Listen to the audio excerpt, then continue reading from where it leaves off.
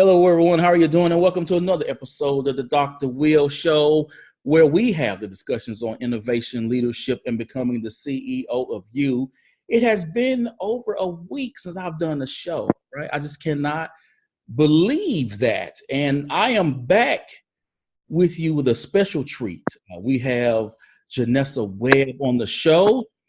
We came in contact on Twitter, and you should see some of the things that she's up to, which is why I wanted her to be on the show. She's very inspirational and aspirational. And I wanted to talk to her about the whole thing of the work and striving for what you want out of life and goal setting and things of that nature. So, Janessa, for those who will be watching the show or listening on iTunes or SoundCloud, will you please introduce yourself? Hi, everybody. I'm so thankful. Thank you, Doctor, for having me this afternoon. It is such a pleasure. I'm always super excited to come and speak to people about inspiration, setting goals, just because I'm a big-time dreamer myself. My name is Janessa Webb. I'm a meteorologist here in Cleveland, Ohio. But I'm originally from a small town in Anchorage, Alaska. So I was born in Anchorage, Alaska, and lived there my whole life. But I've always had dreams to see something bigger and be a part of something greater, and to always follow my purpose. I've just been blessed enough to have a passion that has led into my purpose. And so I had the opportunity almost 3 years now. I moved to Cleveland, Ohio, and I'm a meteorologist here in Cleveland, but I do a lot of public speaking. I'm really big with our youth because as a child, I was a dreamer and had parents that instilled in me how to set goals and go after your goals and know in your mind that those dreams can come true. So even at my age, I'm still continuing to dream. So At your age, man, my old age. You're not popping all this gray over here like I am. So you, we got some gray over there. young one. And so you are in the home of the King James himself. I am. In Cleveland. I cannot believe he went back to Cleveland. It's just me. But if my old boss puts out a whole ad in the paper talking about me like that, I'm never going back. I can't do it. You always find yourself back home. Home is, after you go venture out, sometimes you find yourself back where what you know, and you remember always where you came from. So we're glad to have him back here in Cleveland. I know. After they burned his jersey. Okay, so you mentioned earlier about what you do, and we all watch TV and we see, the person there. We got a cold wind coming in. What is a meteorologist, and what is it like to stand in front of that weather wall? What do you see versus what we see? So a meteorologist, we study the different weather patterns, but our biggest thing is we study the atmosphere, the different layers of the atmosphere. I like to call myself a scientist. Just because we're talking about different patterns, we're talking about severe weather, we're talking about clouds, we're talking about the ground level. And so there's many different components, from earthquakes, which I'm very familiar from being in Alaska, to tsunamis, which predominantly affect the West Coast. But when you get to the Midwest, we're talking more of a severe weather patterns. And that was my goal, really, to get to Northeast Ohio, because we're talking about tornadoes, we're talking about lightning, hail, severe weather at its worst. And so earthquakes are not a huge deal, but as a meteorologist, we're studying the different weather patterns. And I think I can speak for most meteorologists. Our number one priority is keeping you safe, you and your family safe. So getting you the accurate information as quickly as we can is usually the number one priority of a meteorologist or a weather person. Behind the scenes, I have people that have said to me, man, do you find it weird that you talk to a wall for a living? And I've been talking to that wall for the last 10 years now. So what we have is a green screen that is behind us. And you seeing it on TV are not going to see the green screen. You normally see a graphic that we have made, and that is projected onto the green screen. On the two sides of us, when we're pointing, you see two TVs. We have two TVs to help us out. The big thing which a lot of people don't know is the weather wall is a task in itself. It took me over a year to conquer the weather wall, because everything that you see it on the television that's looking directly. I see it backwards. So when it's projected, it's backwards. So being able to navigate on that weather wall is a challenge in itself. Being comfortable on that wall, to look into the front camera, the side cameras, to move, to talk at the same time, show personality. It's very difficult, but it's definitely something, if you practice it, you're going to perfect it. Okay, so now I want to throw this out there to you, because each one of us in our field, you look at people doing that before you get there. And once you get there, you still do that. And so as you're there, you've learned how you've conquered the wall. And I know you see other meteorologists out there. How have you been able to discover what makes Janessa special and to build upon that without trying to be like someone else? You know, earlier in my career, as I said, I've been doing this for the last 10 years. Early in my career, I used to watch other people, and I have had some really, really great mentors in my life that have taken the time and to show me how to do things and do them precisely, effectively, and so that the public understands. I think once I got to the point where I learned how to tell the information, how to move on the weather wall, then I got into myself a little bit of, hey, this is how I want to present it.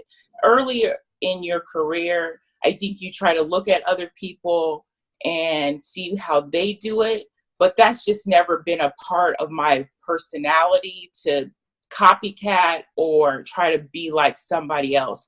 I stand for being different. That is a big thing for me, just to be who I am, my authentic and my transparent self. And, you know, I want to say, if people don't like it, they don't like it. There's somebody that's going to love it. So I really am big personality. I love to smile. I don't care if it is hailing outside, if it is snowing. I'm going to get you the information, but people know they can count on me to brighten up the mood, to, hey, let you know it's going to be okay. We're going to make it through this. And I just decided early on that I was going to be who I am, and I'm going to smile about it, even maybe when I don't feel like it. So. So I've come across a lot of articles that talk about the importance of the morning routine. What is your morning routine, and sort of how have you been able to implement it to get to where you are now? I think that a big thing is balance. Balance is very important. Yes, I'm very focused on my career, but I am a woman of faith. I'm an athletic person, and so I have different things that I'm into. So it's very important to me to have a healthy mind, to have a healthy body. This is my shell that I only have one of, and so that's very important to me as a woman, to keep it healthy and keep it going, because I know if I keep my body healthy, that it helps my brain and I'm able to be my best self. I'm very big on getting up in the morning. When I'm off, I do sleep in. I do believe in your rest and getting enough rest. But when it's my days, I don't work a normal shift. But when it's time to, Wednesday through Sunday when I work, it's time to work. And so I'm very get up in the morning. I usually don't sleep in past 6 o'clock in the morning. And the first thing I'm doing is opening my Bible and getting into the Word and praying. And then because I know if I seek that first, everything else will fall into place. And usually I'm out the door at least by 7 a.m. And I know normal people would, be getting dressed for work. I do have a luxury in my career now where I do an afternoon show. And so I don't have to be at work until, about 10 o'clock. So I'm at the gym, and I love to work out. I'm an athlete at heart. And so I get my workout on, get some food in me, and then I'm ready to go conquer the office scene by afternoon. So I'm big on just getting up and getting going. And when you need your rest, you need your rest, and your body will tell you that.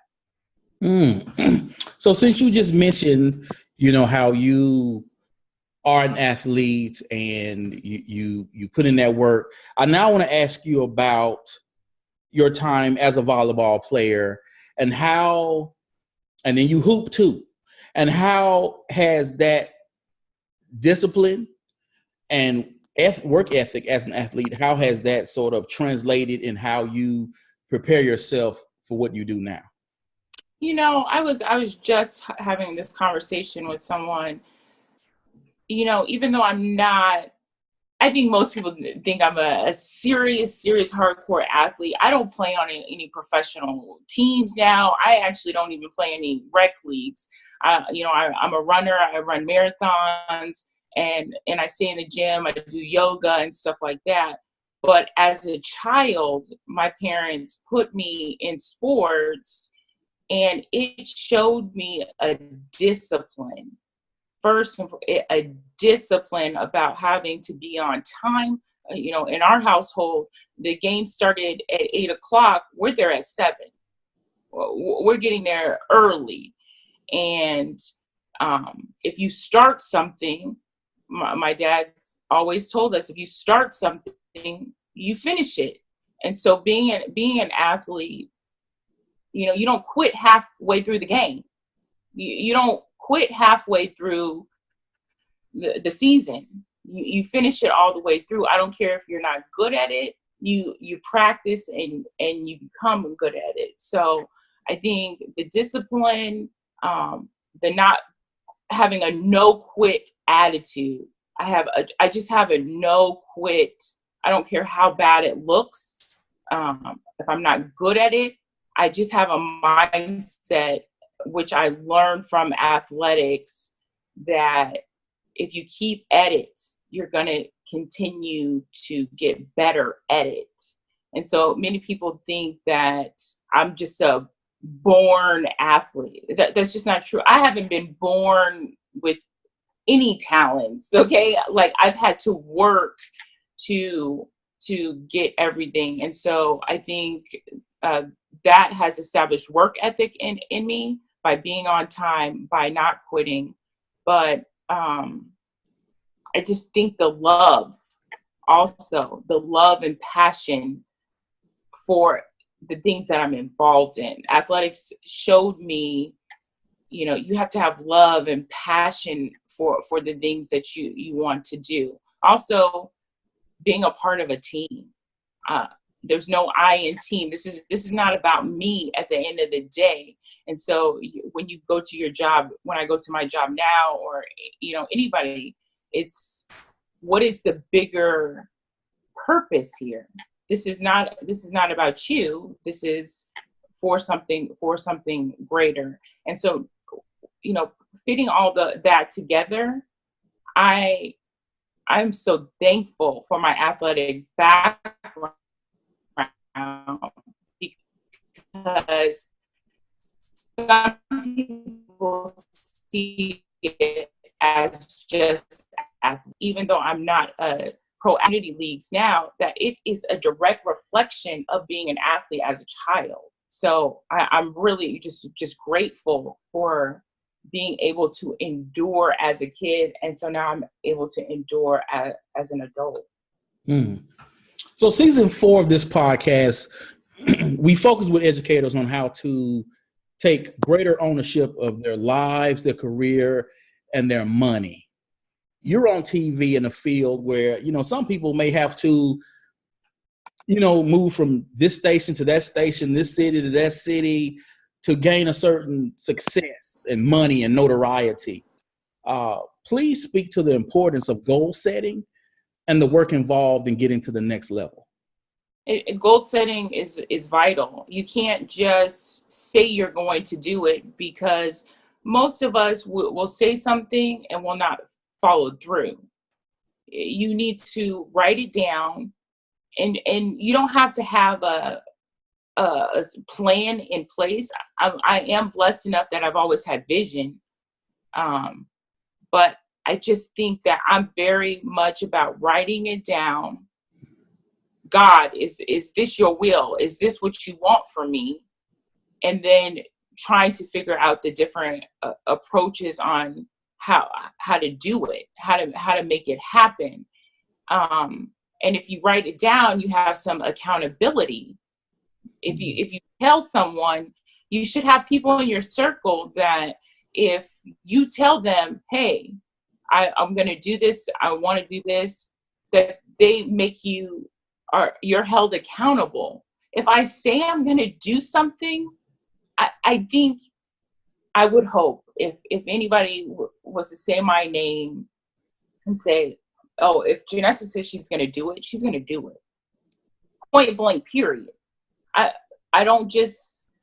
think we're in a generation, in a society where we don't hold each other accountable for what we want to do. And we have to be. Like, your goals are so important, and having vision of how to reach those goals are so important. I have a vision board that I put different things on, but I also I look through things throughout the years that I have written down, and by the grace of God, they have come to pass, not just because I've prayed on it, but also I've also put the work into it. So goal setting is very vital, and telling people, your circle and your family members, and then also making sure that you're accountable for what you're saying. Now, do you set your goals? Now, give yourself, okay, in the next 3 months, I want to accomplish this. Within the next 6 months, I want to accomplish this. By the end of the year, I want to accomplish this. Or is there sort of an overall goal per year you say, by this date, I want to accomplish? I'm a big, I fast in January. And in January, the very beginning of the new year, when everybody's setting New Year's resolutions and goals, I've been doing this for the last 12 years, is I'll write down what I want for the year, what I'm going after for the year. And every quarter I check in with myself. Like, where are we at? What, did we accomplish this, and this? And if we haven't quarterly, then we need to figure out a right direction. But I'm just not writing down goals that I don't think that I can accomplish. I am pushing myself. I do believe in taking yourself to the next level, but sometimes we don't think impossible. People are so oh, making these easy, like, I believe impossible. Like, that's engraved in because I've seen it happen. What someone says, you can't do that. No, I'm like, that fires me up. Don't, I'm not the one to say she can't do that, because I will make it happen. And that's just my mindset. So I think about every 3 months I check in with myself, and I hold myself accountable for what I've said. So speaking of New Year's resolutions, we are at this time of year where people start to fall off. The gym starts to get thin out, and other things that people said, hey, I'm not going to do this, or I'm going to do this. They start getting back into their old routines. Right. And also right by this time, you have those teachers who said, I'm going back to school in January. I'm going to be positive.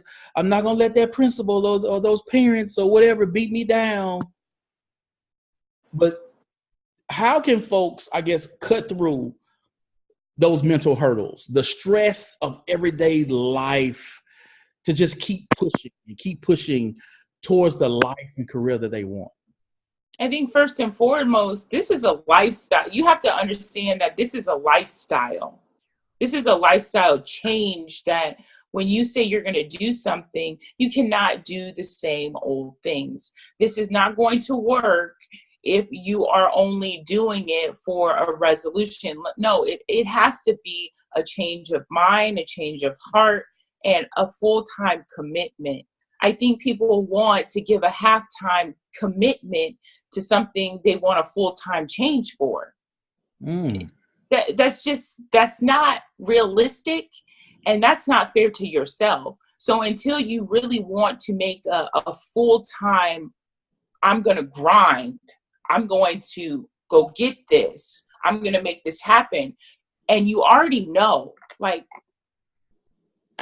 I think we see things as, oh, I wrote it down, and so this is just going to be a little difficult. No, when you want something, when you truly, it's in your heart and you want to change, or you have a passion to do something, we have a devil out here that is going to try to stop you as much as he can, okay? And even yourself is going to try to stop you. So in your mind, you have to change, like, this is going to be difficult, but I have to continue. I have to fight through. Instead of going around this mountain, I'm going to go up this mountain this time. And so no matter how many times you try, you got to keep going up. And, nobody ever wants to talk about failures. Nobody ever everybody, wants to show, oh, I did this and this is what happened. No, like, I'm very transparent and authentic. Like, I've had many failures in my career and life, but I know, hey, we got to get back up. And I don't care how long it takes you to get back up, just get back up. So I think it needs to be a reality check with yourself. This is not going to be an easy task.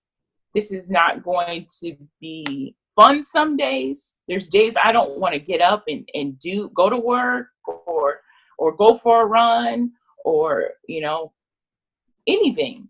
So you have to know some days are bad. Just flat out. Some days are going to be so tough, but it doesn't mean the next day has to be that way. But I'm really big on your mindset, because that flows right into your heart and into your passion. So I want to really, really encourage people to do not think that your failures are a way to defeat you. It is going to be a big breakthrough. Right when you're about to quit is right when it's going to happen. That's just when it's going to happen for you, and you'll continue. So what do you say to those people? They say, I hear you, Janessa, but you're on TV. You got the glam going on. I'm just me. I don't know where to start. I don't know where to turn. What do you say to those people to get them to understand that they too themselves can make it happen? I think that first and foremost, I did not wake up like this. This was not handed to me. So where they're at, I once was. And everybody that you might see and you want to be like, or you think that they have it all together, that's not reality. That's not, we started somewhere. I started, pushing commercials behind the scenes, working 3 jobs, barely making it, living at my parents' house, driving a minivan. Okay, so if you want to get real, we all started somewhere, but the only thing that's different inside of me is I had a vision. I said, this is what I want to do, and I'm not going to quit until I get it. I'm simply not going to quit, no matter what my friends, no matter what my parents. I am going to do this, but there's going to be some difficult days. So yeah, you see me on TV 10 years later, 10 years later, and you're like, she has it all together, but you don't know the backstory. You don't know the testimony. You don't know the backstory of what I've had to endure to get here. And you know what? I wouldn't want it any other way if I wouldn't have had to endure. If something was handed to me. I don't want anything in my life that's just handed to me. I want to have to work for it. And because I feel I think that way and I am that way, it's going to be with me forever. It's mine. Like it's a part of me because I didn't cheat my way to it. I didn't slack off. I've had my days, and I just think that people really need to understand that we didn't get here overnight. A lot of people that you see, you might think that they just got somewhere overnight. This was not handed to me. I did not come from a rich family or parent. No, my parents, you're going to have discipline, work ethic. You're going to go to school. You're going to get good grades. And to see how far I've come, you go to Alaska and people are like, wow, I knew Janessa when she was rolling around here, barely could eat. And so I just really want to encourage people that you might think it looks easy, but it's still for me at where I'm at in my career. I'm still going. I'm still working at it because I'm not done yet. Like I'm not done yet. I hear you. So I want to quickly sort of jump into this whole idea of digital disruption and how it has changed the world of work and social media. Right. Where do you see sort of digital changing work? And in terms of social media, and we spoke about this earlier about some of the things that, I have seen you post. How do you decide how much of your personal self to share with the world? I'm really big on letting people see me, because when you're at home and on your couch and you're watching me, you're like, she's just has everything together and living that perfect life. And that, once again, that's not reality. That's not reality. And so I really am big on being transparent of who I am. Now, I love, my home life. I love my family. And I really like people to be involved in that. I like them to, I'm going to work out. Let's work out, because that might inspire them. I don't think you need to have people all up in your business. There comes a point, all up in your day. But I think it's very important for people to see your authentic you, of who you are, that you are a real person, and that you've had ups and downs, and it's not always good, and it's not always easy. When it's fun, it's fun. When it's great, it's great. When you're starting something new, I'm very show all of me. People know I'm a woman of God. That I love my family, that I'm an athlete, that I'm a scientist. And so I try to show those different sides of me, because that's what I love in people. Everybody has different things that make them great. And so I like to see that in other people. But I do think that social media sometimes can be overwhelming, and sometimes people can pretend very well. And so I don't personally like that side.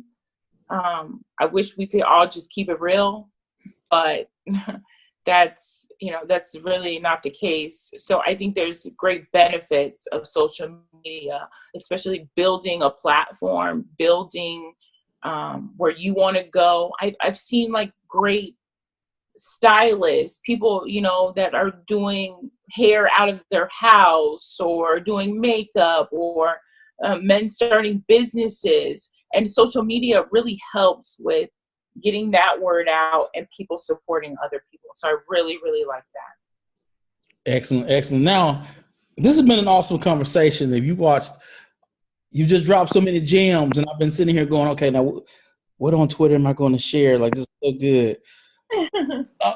Before we go, and I'm just going to throw this out there,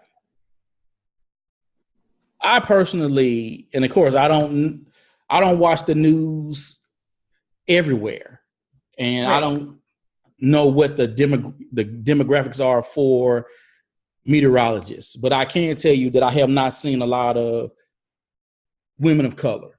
Right.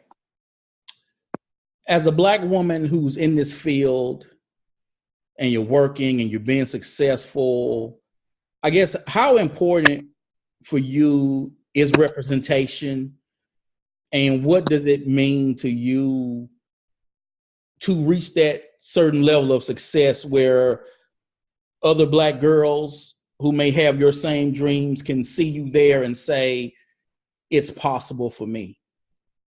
It's so vital. It is so important, because when I grew up, I didn't see many African American women on the news. I just knew I wanted to do it. And so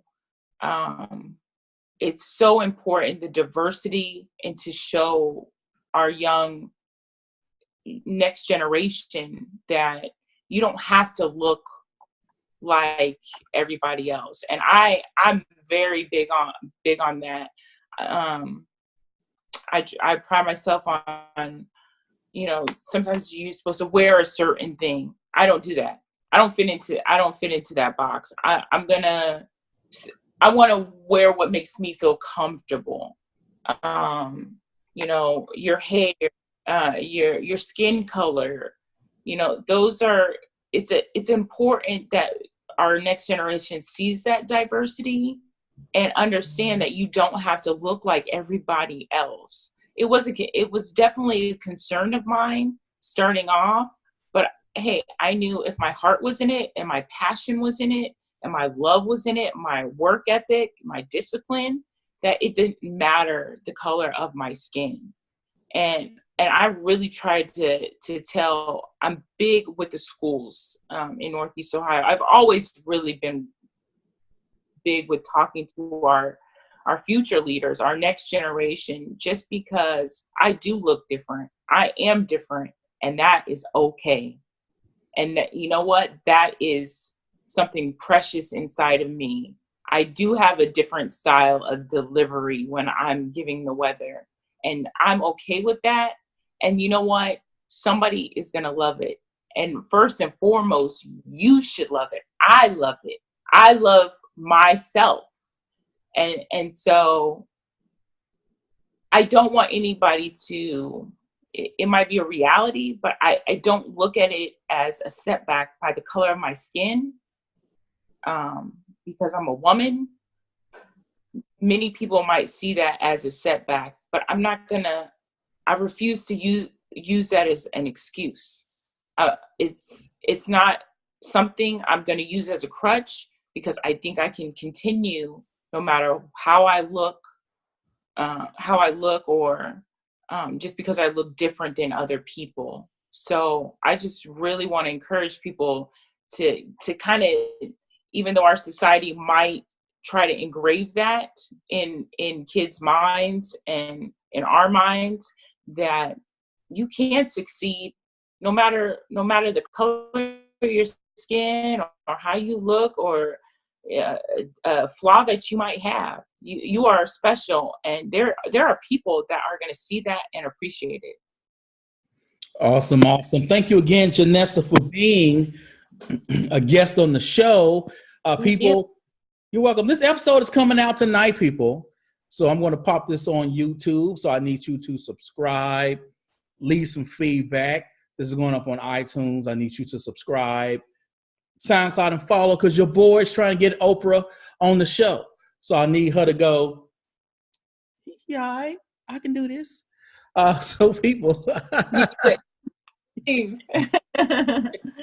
So people, thank you, Janessa, again, for being a guest on the show.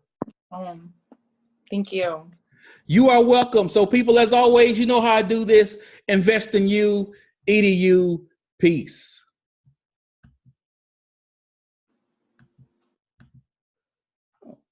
Okay.